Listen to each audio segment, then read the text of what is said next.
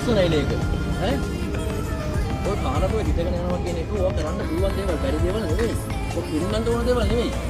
නේද? විනය තියාගන්න මේ පිට පළාතකට ඇවිල්ලා මෙහෙම යනකොට තමන්ගේ විනය මේ කොහේ උන්ද කියලා මිනිස්සුන්ගෙන් බැනුම් අහන්නේ නැතු දැකතර කාර්යය අපනොස්ස බැනපේ කියපු දෙයක්. පිස්සු වගේ පාරේ යන්නේ කියලා. වදිනවා තාපුටේ හැප්පෙන්නේ මේ මිනිස්සු තමයි. කොහේ යන සාමනස්ස තමයි කොහේ හරි යන වාහනයක වැදුනා. තේරුම් ගන්න ඒවා පොඩ්ඩක් කල්පනාකාරී දිනයක් ඇතුව රටට යන්න ගමන. ඔල්ල කන්නක ගන්න ඕන. සතුට වෙන්න ඕන.